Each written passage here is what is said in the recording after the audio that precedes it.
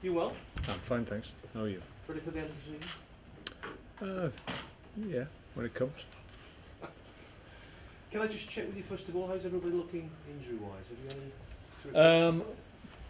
We've got one injury concerned with Ryan Shawcross. Unfortunately, tweaked his knee on Tuesday. So we're going to check him. He is a doubt though. Likelihood is that he'll probably miss the game. We're hoping he's going to be okay for Liverpool. But we'll have to see how he progresses. But at the moment, doesn't look like he's going to be fit for the game against Burnley. And in terms of your long-term list, Bojan's been out a long time. What's his recovery schedule looking like? No, he's on track. Guys went out to see him this week actually, progressing okay. We're hoping that he's going to come over for a couple of days before the end of the season, maybe come for the last home game. We'll see him again, but he's on track. He's progressing well. We're all set to join you what pre-season? Yeah. He won't be ready for the beginning of pre-season. He won't be joining in and doing the initial work that the main group will be doing. So he's still a few weeks off that, or will be if everything goes to plan. But hopefully he'll be up to speed by the first month of the pre-season. Can you give us a sense of job satisfaction? You're on 50 points. A lot being made of the record points total and league position and everything.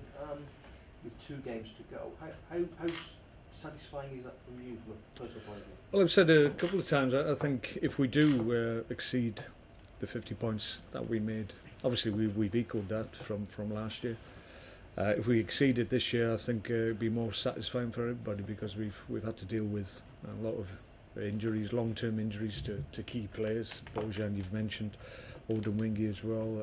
Ryan Shawcross has been out for some time. Glenn Whelan as well, I recall, with a broken leg. So there's any number of key elements of the team have been unavailable to us. So we've kept going. The depth of the squad's helped in that regard, and we've been able to accrue a decent amount of points, thankfully.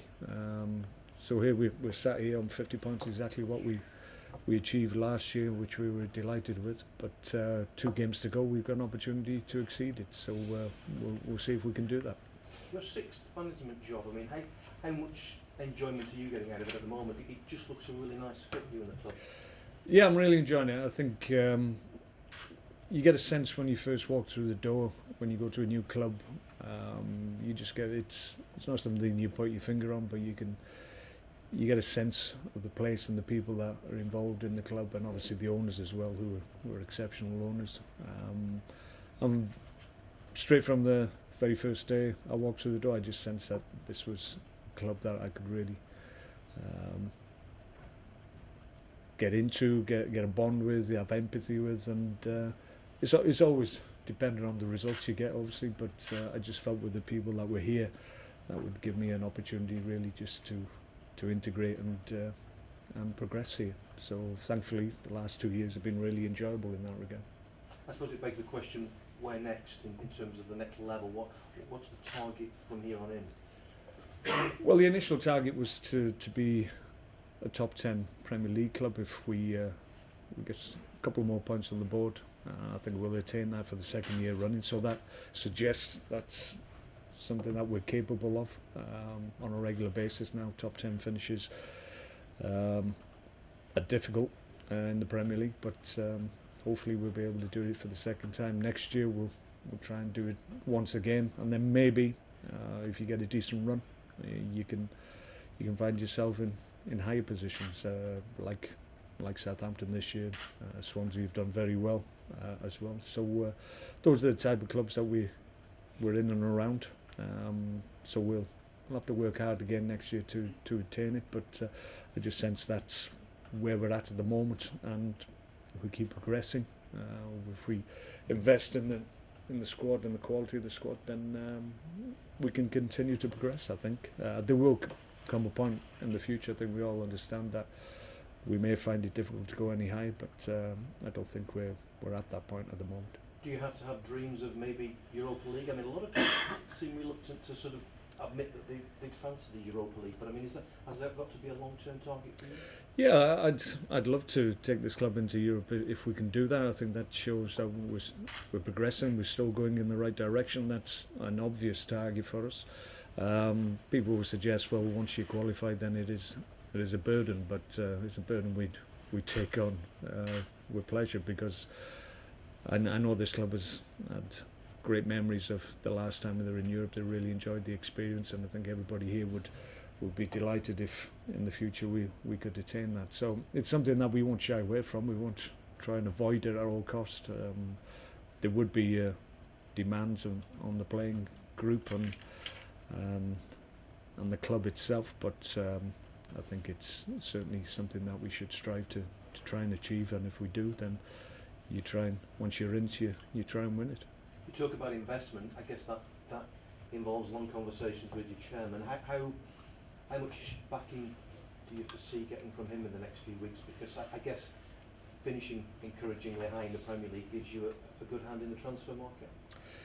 Yeah, I think we're having conversations as we speak with players, agents, representatives, and at the moment they seem to be progressing well. So we're quite encouraged by the initial conversations that we're having. Obviously, it's not easy to get players over the line, and a lot of conversations have to take place, and everything has to be right in terms of the finance. Obviously is the obvious one, but the opportunity that we can present to players, and the option that we are as a Premier League club now. I think that's changed. I think we're viewed in a different light now. I think a lot of representatives of players view us as a viable option now, and I think that's encouraging, because that makes the pool of players that potentially could become Stoke players, it becomes bigger. So we've got more choice and more varied choice than possibly we've had in the past. So we'll exploit that hopefully, and bring the right players here. In an ideal world, do you have a number of new players in mind? Difficult to say. I think from my point of view, it's about having a number of players that, even if you never get exactly what you want, or as many as you feel you want. It's very difficult to do that. It's an exceptional year if you do manage it. In my experience, there's very few occasions I've been able to get every target that I wanted before the season starts. But if we do the work that we need to do, then and we make sure that all the targets that we go for are A targets, rather than going from an A target to a B target because the A target isn't available, I think then we'll be fine. I think it's important that we go for the quality that we need, quality that can maybe push straight into the first 11, and we invest in the top end, and then the depth of squad that we have will still be strong. You're looking to do your business early? Is that what's happening? Ideally, yeah, I think I would prefer that. But as I said, it's not easy to do that. Some of the better deals I've done in the past have been right in the last minutes of windows, so you have to wait sometimes for the ones that you want. But if you can get them done early and in the building ready to go on July the 3rd when we come back, then we'll be delighted. That's the incoming possibilities. What about outgoing? A lot of speculation about Asmir. Can you give us an update on his situation? Nothing's changed. I think I've mentioned it on numerous occasions. The plan is to sit down with Asmir and his people at the end of the season, and we'll have an honest discussion and see where that takes us. My view on it hasn't changed. I want Asmir to stay here. We feel we can offer him a good platform, and we're a good option for a lot of players now, including Asmir. He's been outstanding in his time here. We want that to continue, but we're conscious of the fact that he's in his last year of his contract, and we'll discuss that situation with Asmir and his people. But my view on Asmir and his future hasn't changed at all. Are financial demands an issue? Financial demands will always be part of the discussion. That's a given, but I don't think that's something that couldn't be overcome if there is a discrepancy. We're not really into the detail of that yet. Until we actually sit down, then we won't not really know what the aspiration is in terms of a new contract for Asmi or the aspirations of his representatives. So it's all something that will be resolved, hopefully to a positive conclusion for ourselves when we sit down. It seems to have gone on a while. At what point do you need to draw a line under it? Well, no, I think the plan was always to speak at the end of the year, so that really hasn't, that timescale hasn't really changed. That's still what is going to happen. We'll sit down and, as I said, we'll discuss the options that maybe he has, and certainly our option is that we keep him here and he continues to progress as one of the top keepers in the Premier League. So he's been able to do that here, so there's no reason why he can't continue to do that. And you're confident he'll be here then, July 3rd? That's your gut feeling? I'm very hopeful. Yeah, I'm very hopeful. And in terms of your final game of the season, Liverpool against possibly Mr. Gerrard, can I just ask you? A lot of tributes have been made to Stephen. He's talking about maybe making that transition to coaching and management. You've made that successful transition. How challenging is it? Yeah, it's not easy. When you initially make the decision or make the leap into the unknown, which it was to a certain extent with my first role as an international manager, which was probably a little bit different from most career paths. But I would suggest just go for it. He will have opportunities. It's about making sure you pick the right one. Initially, you need good people to support you, just to guide you in the right way. Eventually, you'll find your own way. You'll have your own philosophy in terms of how you think the game will be played. But it's about being able to get that across, and while you get gaining an understanding of what you need to be successful as a manager, then you need good people around you just to support you and make sure that you go in the right direction. But Steve's got a huge pool of experience that he can delve in. He's got fantastic people that he's worked with as well who can mentor and help him along the way. So in terms of the advantages that he has in comparison to maybe other guys who are trying to find their way, then obviously he's got a foot in the door. But you have to be mindful of the fact you can be a great player, but then when you do become a coach manager, then players will give you a little bit of leeway, but eventually they want to understand that you can tell them things and help them and enable them to become better players and better people. So that's the key, understanding what players demand and what they want from you as a coach and a manager. Is it difficult to get used to the fact that you can't cross that white line and get involved? Because I mean, you seem to still kick every ball. Oh, you never lose that. I mean, I've got a great job, but it's something I really enjoy. But it doesn't replace playing the game, and Stephen initially will understand that. But he's had a fantastic career, one of the great players in the modern age, and I've no doubts with his standing at Liverpool, you can certainly see him having a role there in the future. I think Liverpool, I'm not one to tell them what to do, but if I was part of the Liverpool operation, I would be looking at ways and means to involve Stephen in the future. Thank you. Mark, you just briefly mentioned his contribution to football and to our game. What do you think it takes for a player like that to make such a big contribution? I think the obvious one is strength of character. You have to have a real drive and desire from within. I think it comes from within. You're shaped by your environment as well. He's a lad from Liverpool who has great pride in putting the shirt of Liverpool on, and he's always given everything for his hometown club, and I think that empathy that he's displayed right throughout his career is something that should be applauded. I think it's there for everybody to see what impact he's had on the club. It's been a period where arguably they've just slipped from that top edge along where they were when as I remember them when I was playing. Liverpool were the top dogs and were winning Premier League titles or championships as they were in those days. So it's been a long time since they've won the Premier League, but along the way they've still picked up trophies, and Stephen's been a huge part of that.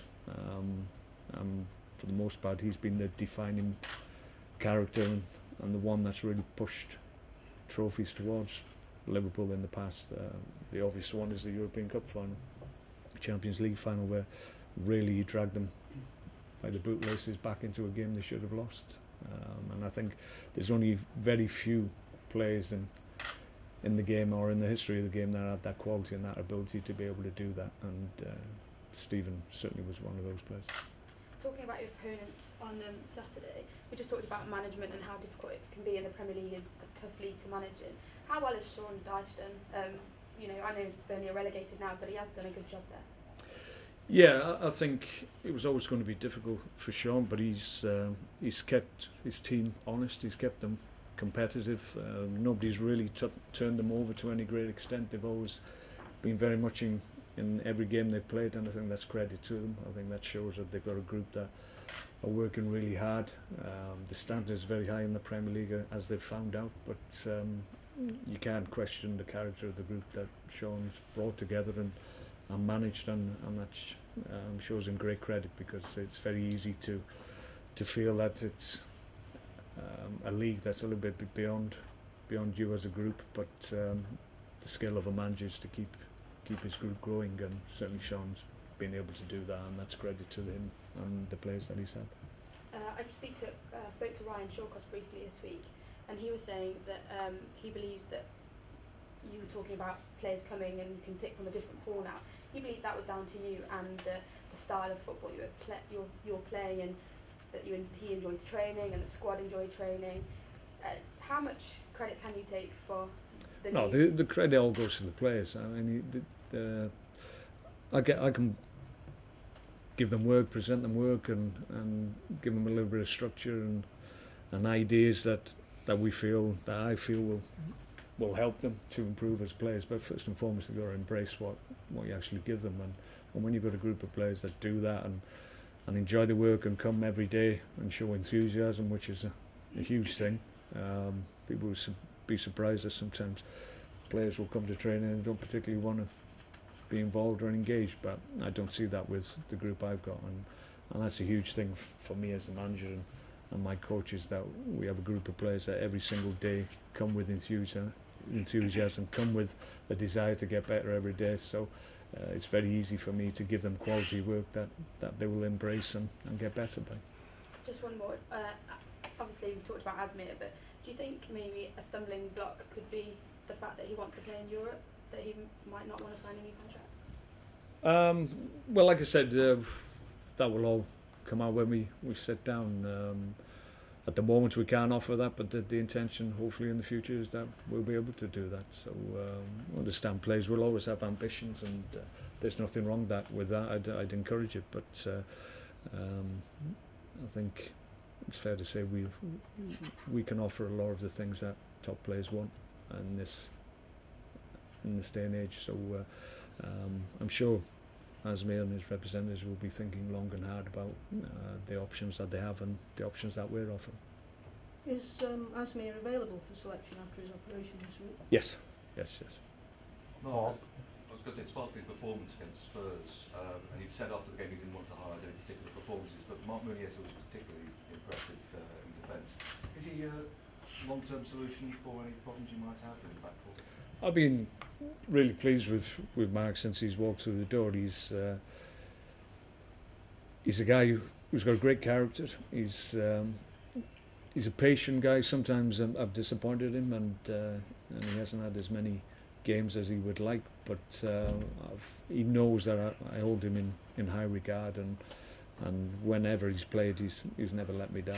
And I think he's getting to a point where he's showing maturity in his play, a real understanding of the Premier League. Difficult for him when he initially came, because he was a young player, different league, more physical league, I would suggest, and people suggest that's something that would go against him because he wants to be a centre back. But I think when you saw his level of performance against Spurs, I think everybody now believes that he's an accomplished centre-back and a player that can play in that position in the league. So I have no worries whatsoever in terms of playing in that position.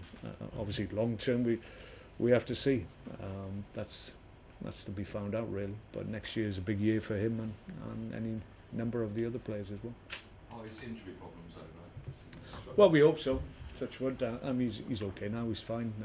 He had a bad hamstring which took a long time to resolve itself, but no, he's fine. He's very conscientious in terms of his pre-activation and the work that he does to make sure that he's available for training sessions and games. So because of that attitude to that important side of this, he's had injuries in the past, so he's mindful that he needs to make sure he's correct before he even partakes in training games, and because he's conscientious, he does that willingly, and that's why he'll be okay. Nigel Pearson has said that he's very much interested in keeping Robert Huth on a long-term basis. Is there going to be a sort of tug of war over Robert Huth at the end of the season? Well, yeah, I mean, we're delighted that Rob's done great. It was one of those. It was a difficult decision for me because I didn't particularly want him to go to a Premier League club, to be perfectly honest, because that meant I didn't have a recall and I couldn't bring him back. But out of respect to Robert, obviously he's a Premier League player, we know that, but he needed games, and obviously the option to stay in the Premier League was more attractive to him, so that's why I sanctioned it. But ideally, from my point of view, I would have preferred him to go maybe to a Championship team, have 6-7 games and come back to us, but out of respect to Robert, I allowed him to go to another Premier League club, and everybody's seen how well he's done. It was a difficult decision. He hadn't played a lot of football for me. I think in 2 years he's probably played, I don't know, 12, 15 Premier League games in 2 years. So he needed to get out and play games. And where he was, given that he hadn't played for a long time, he wasn't likely to get games with me.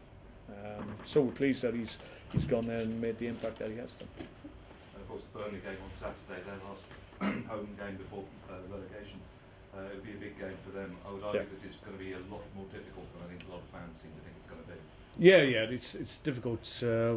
Want to truly think where they're at. You would imagine, given how they've performed all year, that their game won't change to any great extent, because they'll continue to be committed, continue to give everything that they've got. The fact they've been relegated, I don't think will change that to any certain extent, and there is a danger that they may be a little bit more free in their play because the pressure of trying to stay in the Premier League is off them, because their fate is known. So difficult to gauge in terms of where they'll be, but it wouldn't surprise me at all if they come off flying. So we'll have to be ready for that. Okay. Can I just check, did you ever play against Steve Garrett? Just trying to do the maths. Yeah, I must have done, surely. Yeah.